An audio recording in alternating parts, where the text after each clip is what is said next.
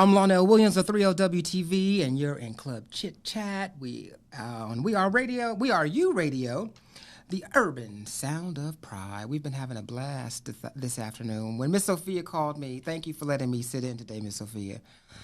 I didn't know what. I was like, well, what are we going to do? I don't have. First, she told me it was going to be 2 hours, and I'm like, when I get here, they're like, it's 4. I was like, girl, what? Hey, y'all. And so, but we've had a blast. We've been you came in with a lot of apprehension, and here we are on the final hour, and it's just flown by, just like I told you. You did say it was going to fly by. Well, this is the happy hour. It is the happy hour. It was a little heavy in the last hour, but this time we're just going to have some fun, talk about some of the good fun stuff that's going on. Hey, y'all, I see y'all coming in on the IG Live. Love you. Some fun things that happened this week. I thought, what about Naomi Campbell on the cover of British Vogue? When I tell you, fabulous. She was. Man, the hair was everything, and just having that baby on the cover. I was watching Bev Smith. Love her. She was sitting in for Wendy Williams. We'll talk about her a little bit later on.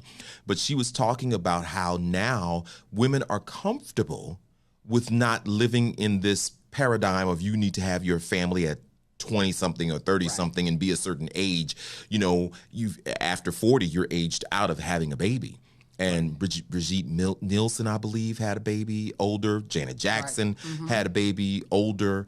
And Naomi Campbell, who says this is her biological daughter. She said there was only like a few people that even knew. Right. She was even pregnant. But, oh, baby, she's letting you have it. But she always has let us have it. But, I mean, post-baby, right. 50-something letting us have it. Yes. And it just speaks to, like, the infinite power of potential. And when you know your worth and you know who you are and you know your purpose, you just continue to slay, and that's what she does. I never forget when I was a concierge. I used to be a concierge for United Airlines in New York years ago in the 90s, and I had to escort her in off of a flight coming in from London one day.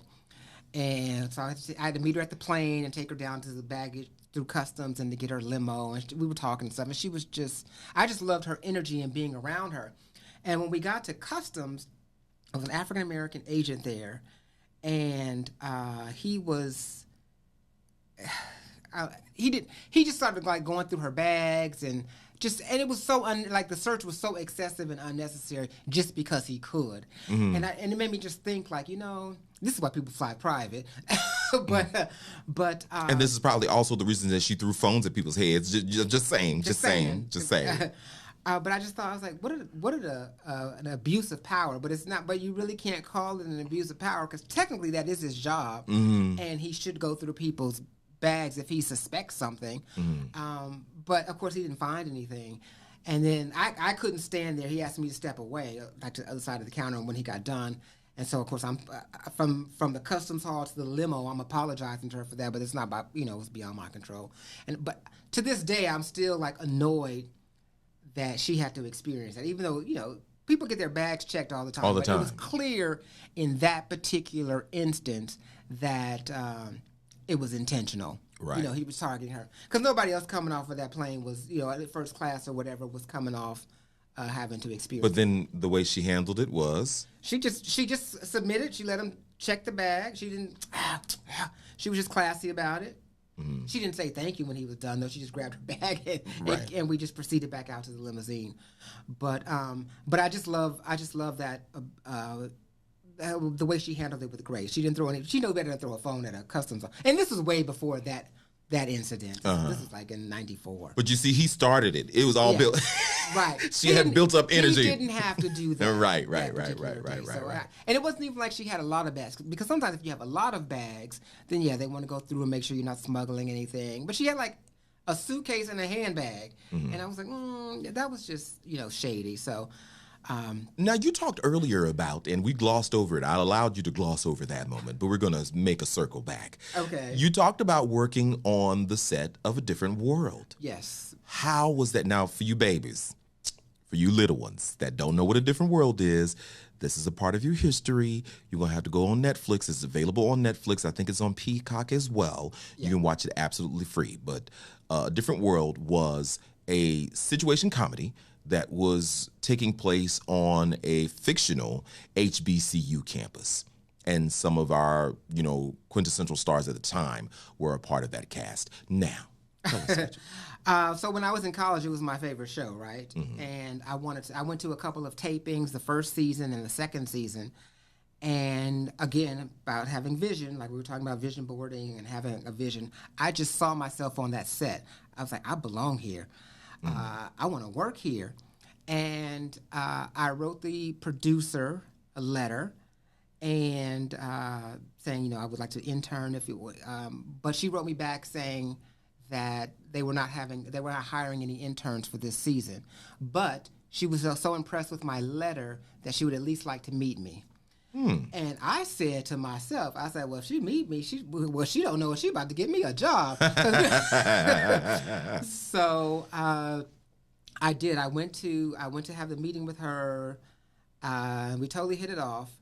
And then there was one point in the meeting though where Debbie Allen, because she was the director producer at that time, and I was with the line producer Joanne, who gave me my first break, and I will always love that woman for that. And Debbie came walking in the office and asked Joanne something. Miss Allen. About something. She told us to call her Debbie. Okay, then. Well, call her Debbie. Y'all call her Debbie. But she walked by, and she asked her some kind of question or whatever, and kind of walked past me, but didn't acknowledge me in the room at all. And I kind of felt some kind of way about that. Mm-hmm. I was so disappointed. And I didn't want to say, oh my God, I didn't want to fan out in this quasi interview. And so it was interesting because that kind of put a salty taste in my mouth regarding her initially. Mm-hmm. And then I got the job. And of course, because I was making that moment about me, not the fact that they might have been having a crisis or whatever that needed to be solved. And she ain't thinking about no intern sitting in his office. Right. And so once I started working with her, I was like, oh my God, this woman is just absolutely amazing. One, being a black woman at the helm of a top 3 show, because yes. it was either Roseanne, Cosby, or Different World were rotating in and out of the number 1 spot. And I just love to watch the way she navigated, from the way she set up our table readings, where she was at the head of the table. She made it very clear. Even when the president of the networks would come over, because we had controversial topics, it was just amazing to watch her work, and I learned so much from that. And as a black woman doing that, and then her trump card was when there was a lot of pressure and stuff going on with the network, or they were trying to write stuff out for her. She always had that Bill Cosby in the back of her, Mm-hmm. That's not what he brought me in here for. And 9 times out of 10, I would say she probably got her way. But she was always right. I mean, hello. She is an alum of a HBCU. She understands. She's a black woman. Who better? To understand this. So, because she's a Howard alumni. Yeah. And so it was always just so amazing to watch her, just to be in that orbit and to watch her work. She's just phenomenal, absolutely phenomenal. So what was the moment that you apparently you got the internship, when you walked onto the set and you said, I'm here? Right. What was that moment for you? The first day I was like, the first day I walked on set, I was like, oh my goodness. I said, I'm like, we're here. Like, this actually happened. I was very grateful. I was like, thank you, God, for making this happen. The first day that the cast came into the set, though, like when everybody came back from summer break for that 3rd season, I got to meet everybody. They were introducing me to everybody. It was just like, for me, I was like, this is not my life. This is so not my life right now. How is this happening? But I connected with them, and it's funny because I'm still in touch with a lot of them today. Dawn Lewis, who played Jaleesa, is currently on Broadway. Yes, she is. As Tina Turner's mom. So I'm going to see her in that twice in New York. And Darryl Bell, who played Ron, I was in touch with him not too long ago. But so I run into him and stuff. I run into some of them here and there. But social media is great because I can still keep up with everybody, and like Charnel Brown, who played Kimberly Reese.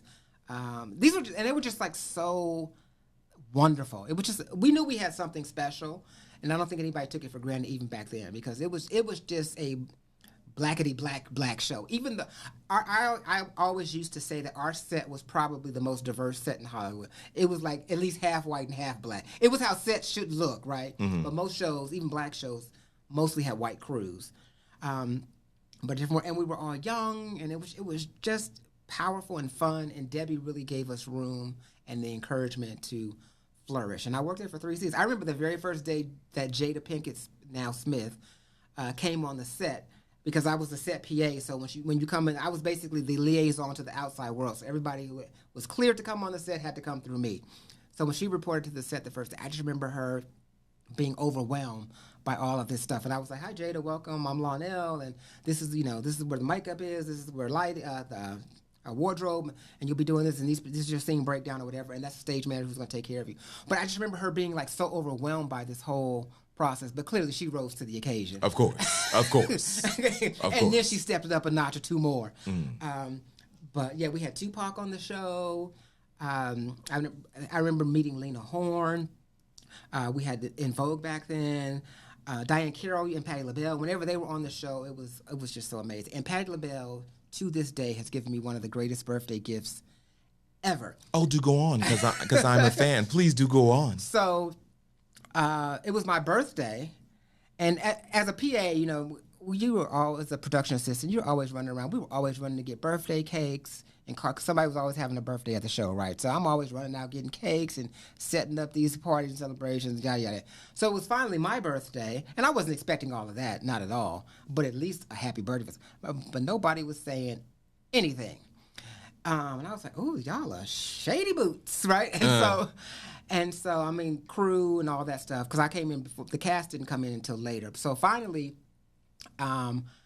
this girl named Linda, she was over craft services, who are responsible for keeping like food and stuff on the set for us to nibble on and munch on it. And I loved talking with her every day. She was just a godsend. And she said happy birthday to me.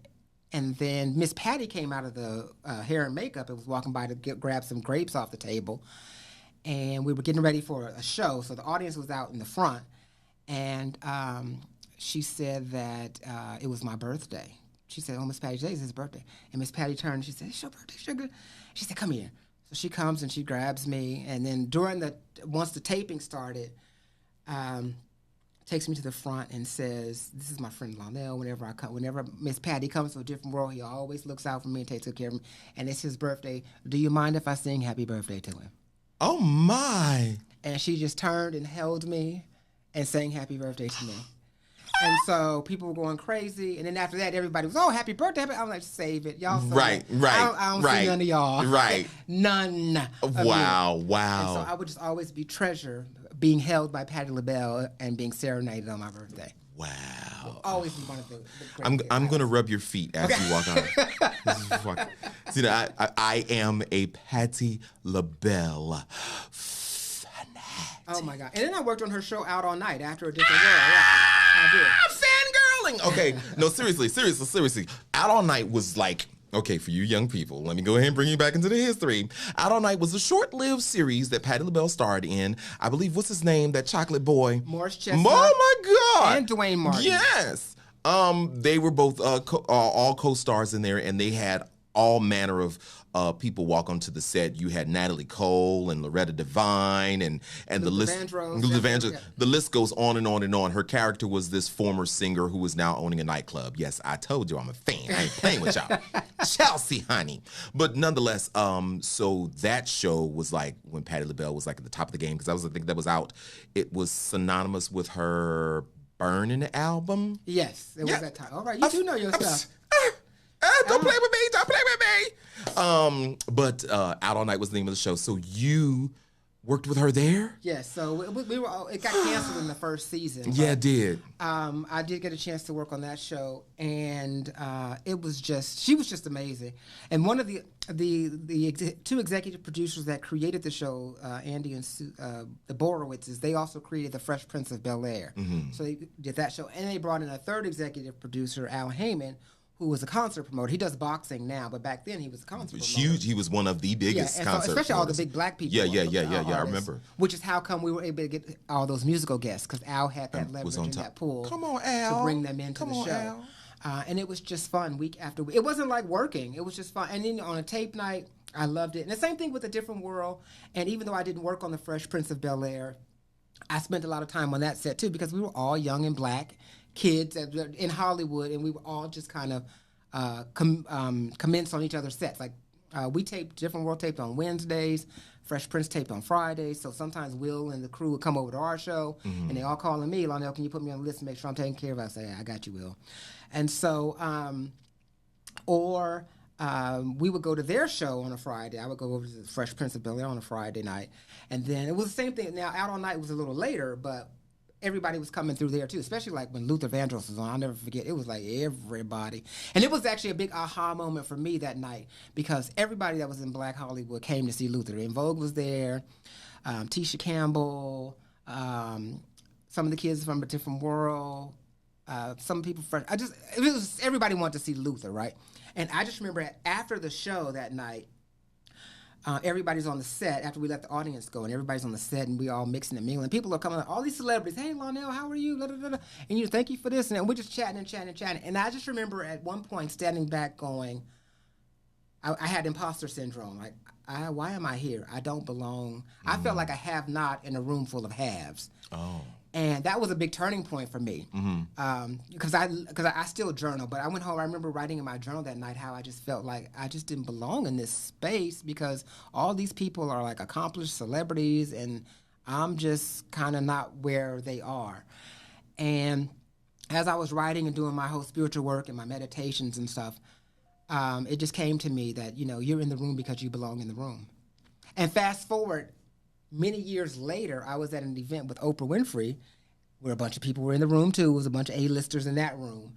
And she told me the same thing. Because it was obvious she could sense that. I don't know if she could sense the imposter syndrome or that. I just didn't feel comfortable there. And she said to me, she said, you're in the room because you belong in the room. And I was like, okay. So that goes back to that vibration I was talking about earlier. And so sometimes we get like that because you might be in a situation where it's very impressive, but you're so busy looking at what you don't have, you haven't even acknowledged the fact that you've actually manifested yourself to be in this situation. But you're so worried, you're looking ahead about what's not there. Certainly. And so I think it's always time. I take time to recalibrate every day now. I think what's amazing about that statement is I think a lot of people look at their journey. Again, this is the theme of the week. I don't know what the universe is trying to say to me or to the rest of our listeners, but that has been the theme. And I think what happens a lot is that we look at where we want to be and forget to look for where we came from and how far we've come. Right.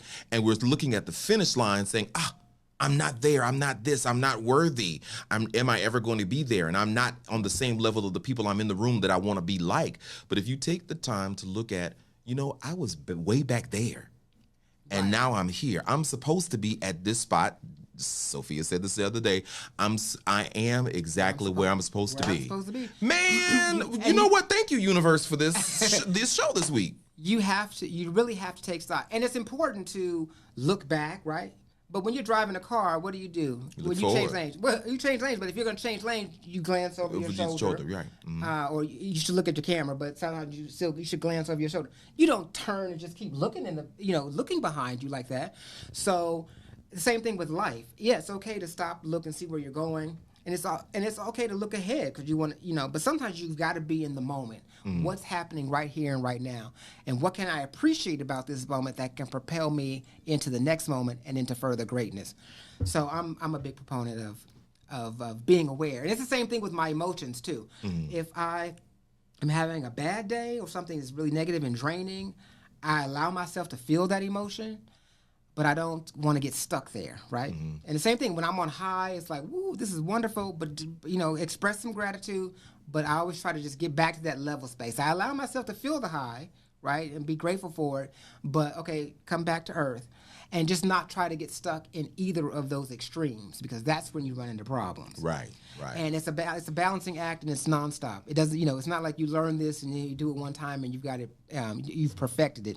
Takes a lifetime. I'm still learning every day, but your stories are amazing. I mean, I'm just I can't wait to read the memoir because I'm sure there's stuff that you've probably like, oh, that was nothing. But when you write it down, it's like, why did he tell that story? Now going back, because there was a point, and I know we're supposed to take a break. Look, don't have Miss Sophia come in my house. She'll be okay. Okay. This. Wait, hold on, just a second. Guess who? Uh-oh. Hello, We Are You Radio. Hello, We Are You Radio. This is Oprah. Lonnell, you're absolutely marvelous, darling. Oh, thank you. I'm. You know, I was nervous, and I was talking at the top of the show how you didn't really ask me. You kind of summons me, but I'm glad that you did because this has been so much fun. It's so much fun, and I know you can't talk about what you're working on because it's top secret. The reason that you got us out this week, but we wish you nothing but the best. Nothing but the best. I appreciate it, and it's just like you said, honey. I heard you talking about actor stage. I didn't give you an ultimatum. She was like, you have been absolutely wonderful, like I knew you would, honey. And I know it's just like with everything else. When you're going into something for the first time, it's always the fear of the unknown that frightens us. Exactly. But once you get there, you see that there's just a whole lot of stuff that we just conjured up, and none of it is true. Because how can you mess up being yourself? That's all you're doing is just being yourself. Amen to that. Yeah, and you're right. And you told me that over and over again, to the point where you're like, can you just stop asking me that and just be their child? So, but I just want you to know that you've done a wonderful job. You and George, I want to thank you all for holding it down for me. And it's just like you said, it's just like with all of the guests, and like George has been saying all day, with Stasha and Imani and Samaya, and then with what's his name? Big Sexy Official. Big Sexy Official and Flex. Everybody's been coming in there, and all they've been talking about is their journey.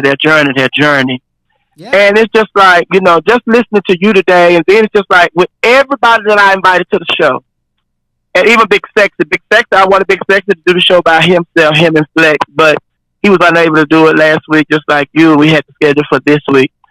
So it's just like, everybody that I invited to do the show and sit in the chair, everybody was nervous about sitting in the chair.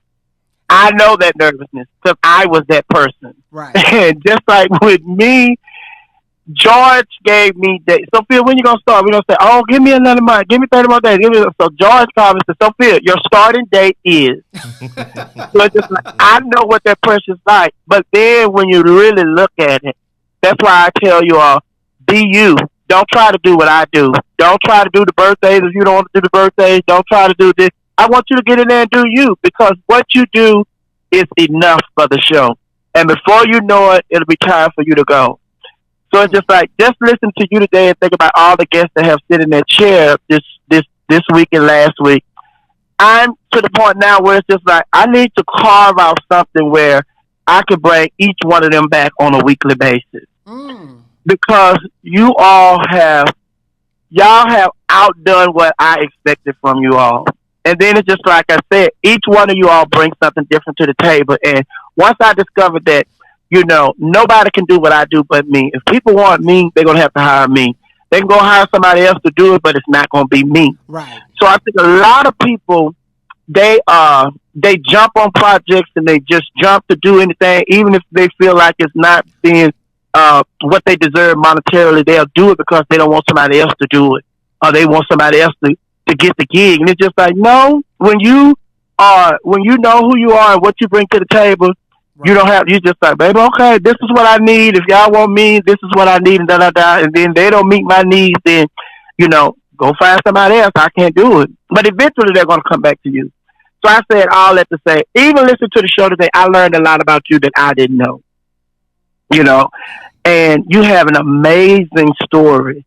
And the way that you have shared, each of the people that you came in contact with. And like, I know that you met a lot of people. I know the Obamas, I know the Oprah, I know the Patty and stuff. But then it's just like when you were talking about a different world, then you talk about when you was going to these different places and stuff. And, then the position that you had on a different world and all that. And it's just like, oh, I didn't know all of that.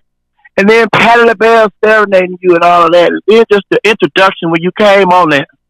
When you came on there and then you did the first break, I was like, see there, that's all I wanted him to do was just be him. And so then y'all left the mic on, and I was like, well, his story, his introduction was so good. Should I call and tell him that the mic is on? The mic is on because the best stuff happens while the mic is supposed to be off. That because I thought, oh my goodness, if the mic, I like, did I say something proprietary or something out, that was wrong? But no, I'm glad that you saved us, we've been having a blast. We've been having a blast. So again, I thank you so much for sharing your platform like this today. And you are so welcome. And then it's just like you say, I can't wait for your book. I can't wait for your book. All the recommendations of the books that you've been recommending that people read, and and I've always told people, and I feel like a lot of people, I tell a lot of people, especially people that I'm close to, friends or people that we work with, associates and all of that, I tell people, I say the reason a lot of people get in trouble is because they are born and raised in the same place and they've been there their whole life.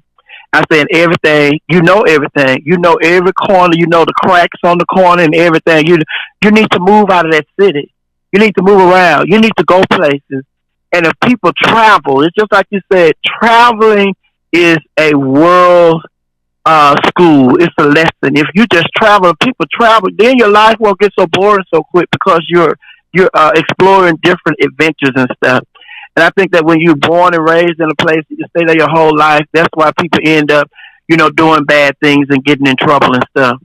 But you have been amazing today. You have been amazing today, and you've opened my eyes to a lot of things that I want to do. And then it's just like bringing you all in here and, just watching you all flourish, being yourselves. It makes me want to look more into, like, producing stuff.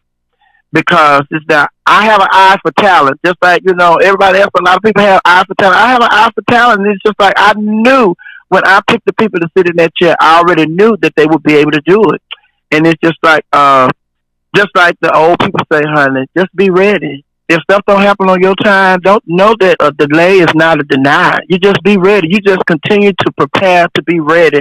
So when the opportunity knocks, you are ready, and you were ready today. You were ready. And this is not going to be your last time in there, honey. So okay. On. But I just wanted to call and tell you thank you. You did a wonderful job. And thank you, George. George it's just like when I leave y'all in there with George, I already know. When you bring you to the table, and then George is going to show you how you can work on radio. And he did it again today. And congratulations. You did an awesome job. I'm so proud of you. Thank you, Sophia. We appreciate you, girl. Yes, we do. Now going on so we can go finish our conversation. All right, love y'all. Love you too. We'll talk to you soon. Bye-bye. Bye-bye. And I just want to quickly shout out a couple of people that joined. Corey Boone, hey, I can listen to you all. Oh, that's so sweet. Hey, Corey, how have you been? And my friend Dante up in Maine. How are you, gorgeous? Oh, my gosh, she has her house in Maine. My friend Dante, she has his house in Maine with her own little beach. It's just a slice of heaven. That's all. Really? Oh, my gosh. Hey, girl, if you need some house guests, right. Let me know, girl. I cleans up real well, too. But, hey, Dapper.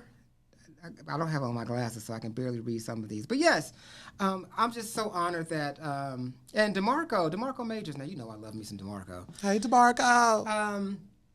I'm just so grateful that, Miss Sophia, coaxed me into doing this. Just because, one, I've always loved her. Even before we knew each other, I used to come to Atlanta in the early days when I first started coming to Atlanta. When she was at Trax, I used to go see her shows. Mm-hmm. And her and Harmonica Sunbeam, who's out of New York City, to me are like just some of the most underrated talents when it comes to that. Because it's not just dressing up and putting in drag or whatever and telling a couple of jokes. Both of them have such impeccable timing and such impeccable instincts on stage. I was like, that's on a whole different level of performing, and a whole different. It's just a different talent, and I don't see that. And I've seen a lot of shows, but I'm just really appreciative. So she's right. Don't come in here and don't try to do what you come here, but don't try to do what she does, right? Because you're not her.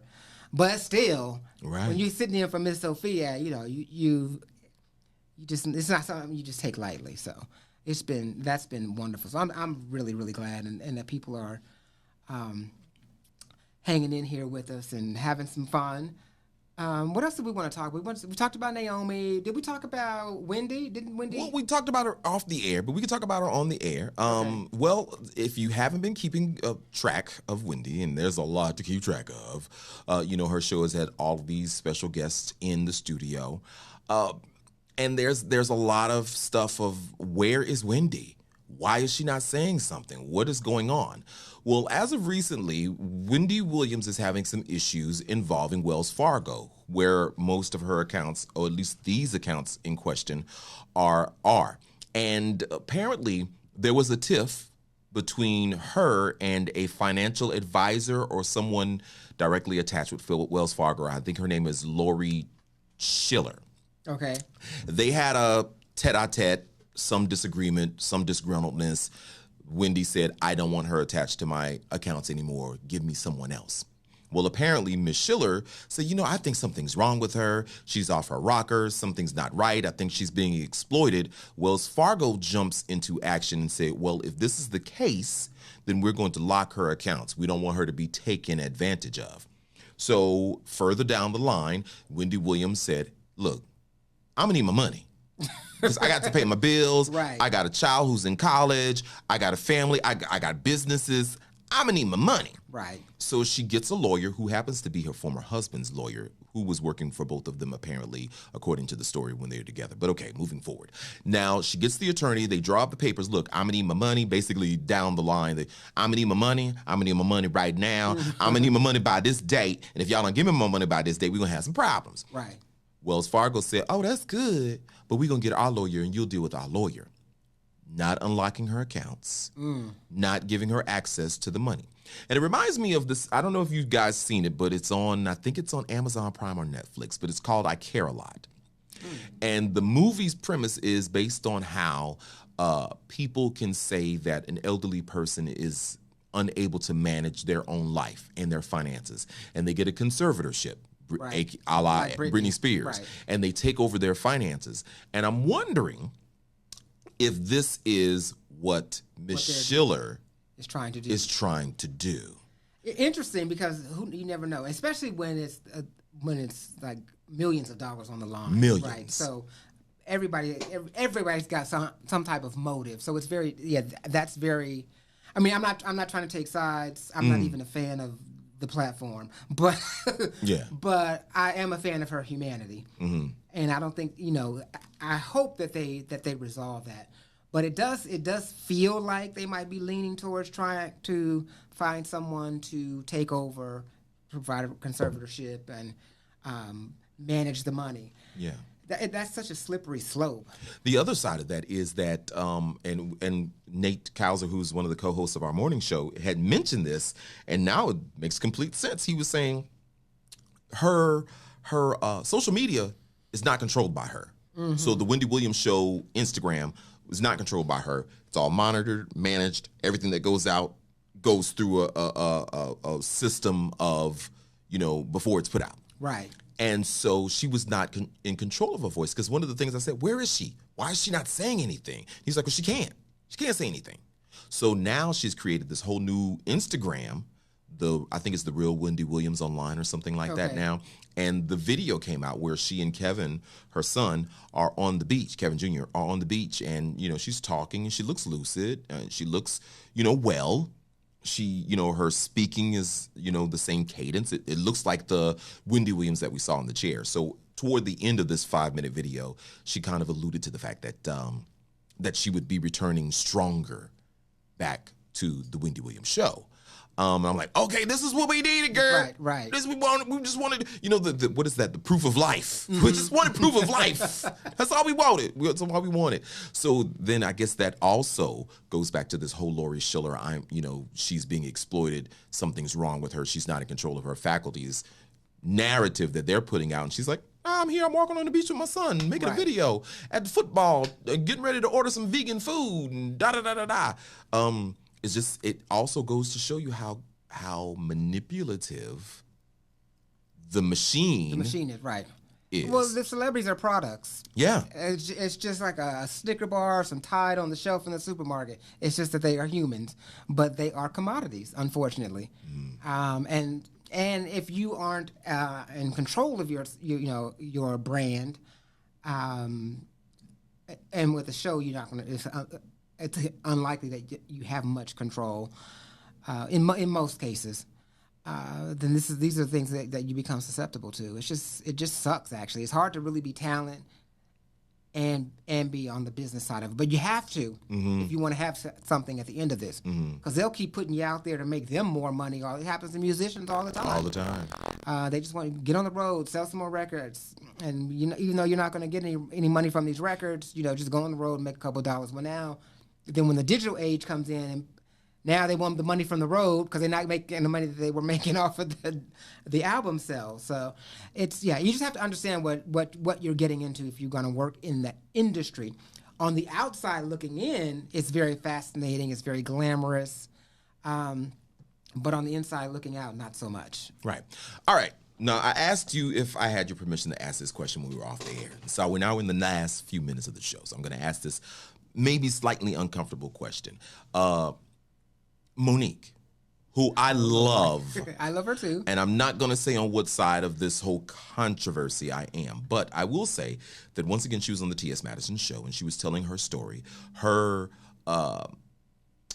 what she experienced, and apparently the outcome that happened thereafter. Hearing the story, and I know you're familiar with it. I know you heard it a million times, so I'm not going to rehash it. And for those of you that don't know, just type in Monique and just look up a video. It'll be there. But tell me, what do you think? Knowing what you know and who you know and how you know, what do you think about all of this? Well, I've always been a fan of Monique, and so that hasn't changed at all. And I honestly believe that Monique spoke her truth. Now, is her truth the only truth? Absolutely not. There are other people and other players involved. Unfortunately for us on the outside, we'll never know because they're not going to have that discussion publicly. I believe any of the other people involved are going to have it publicly, whereas Monique is telling her version publicly. So I don't have a side to pick because I don't know all of the facts, right? So I just hope that there is some healing. Would I go about a situation if I were in her shoes the way that she did it? No, but I'm not her. And she's done it her way.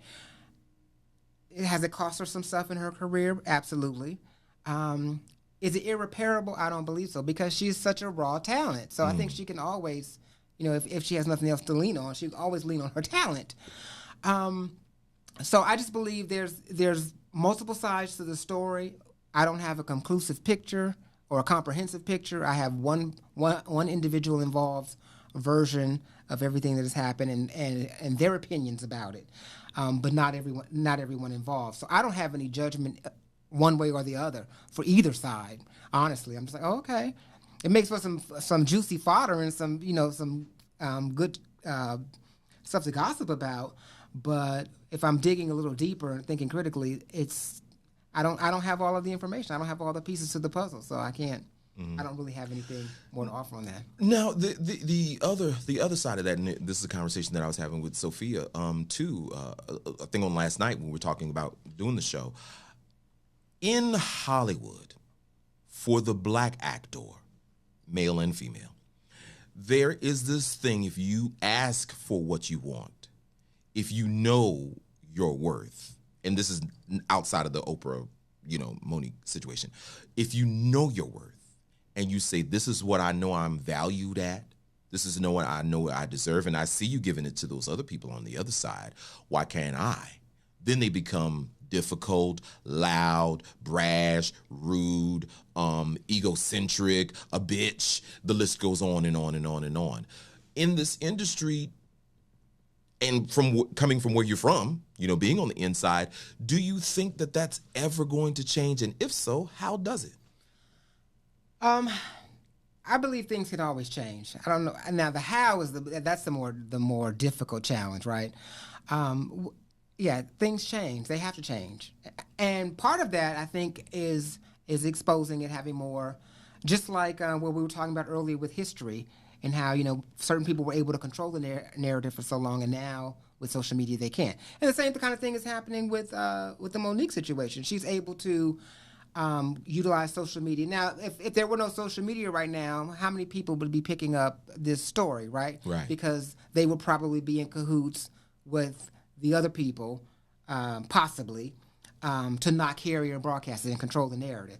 So I think that's possibly one way that it'll begin to change, is that if there's more visibility into incidents like this, and people just have the collective discussion. Even when we don't have all of the information or all sides of the story, clearly there's some type of disconnect that's happening, right? And previously we wouldn't be exposed to the disconnect. So to answer your question about how do we change it, I think that's another brick in the dismantling. You've got to just create space to have conversations about things that affect you, and hopefully at some point other people on other sides of the issue will begin to chime in and contribute as well. But I definitely understand not having a private conversation in public, even if you are famous, especially if you're famous. So I get that. But then I also get, like, y'all not going to just screw me over and then I'm just going to shut up and go away. Yes. And if it means my job, I have my principles. So I get that too, So, yeah, it's a conundrum. Yeah, yes, I love that word. All right, some quick questions before we go.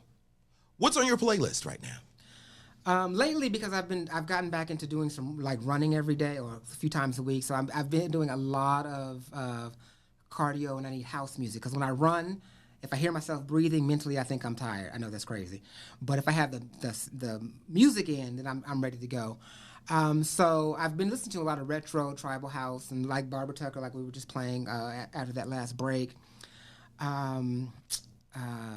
Like Her Beautiful People, and then Funky Green Dog. So a lot of tribal house is probably the playlist that I'm listening to the most. And then I have this other driving playlist that is just like all over the place. It goes from like Katy Perry to Kendrick Lamar. I mean, it's just all over the place with, and then I'll have some rock stuff in it. And then I'll shuffle that. I'll have like Todrick Hall, and then I have the baby. I mean, it's just all of that. That one is just all over the place. That sometimes I use a lot of times when I'm driving, or if I'm not doing cardio and I'm working out, I'll use that particular playlist. But right now I'm having me a retro house, especially tribal house moment. Okay. What is your favorite word? Ooh, my favorite word. I don't know. Let's see here. Ooh, that is a good one. Probably, well, my word for last year anyway would be recalibrate. Okay. And so, because that's where I am, and that's the spiritual epiphany. So that will probably still be my favorite word of the moment. Ask me tomorrow to be something different. Okay, recalibrate. That's a good. That's a good word, ladies and gentlemen. Recalibrate. That's the big A word of the day. Yes, recalibrate. You always have a chance to reset and start over, no matter what's going on. Just pull back, get yourself back to center, and then navigate. Person that you would most like to spend an evening in conversation with, living or dead? James Baldwin. And why? I just want to know, like, the truth of, like, his historical, like, of navigating life during the time that he lived, what his perception was of the community historically before him, and what he would think of where we've come today. And, because Just Above My Head is probably still my all-time favorite book. Boy, that's a good. Baby. That's a good And one. so, but I think I would just love to. Then I'd be like, child, what was the trade like back then? Because that's the question. One of the things about James Baldwin that I always admired, that he had the biggest set of balls probably on the planet as a black man at that time to say the unedited, uncensored opinions that he did. And what? Where's the lie? With the cigarette. And what? He and Andre Leon Talley is the person that I would have loved to sit in the room with, just to hear the cadence of his speech. We didn't got to talk about fashion, because that's not really my thing. Right. But just to hear the eloquence, the elegance, the gaga, if you will, of who he was. All right, one final question about Lonnell Willaims. Where do you see yourself? Not in 5 years, not in 2, in one. Where I see myself next within 1 year is probably announcing and promoting a completed book. Okay. And getting out on the road to promote that. That is my goal.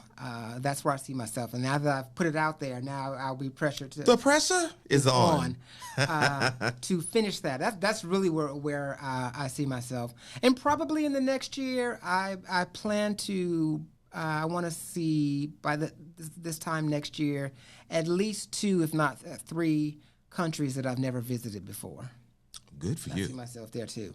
All right. Now, if everybody wants to get in touch with you, how do they do that?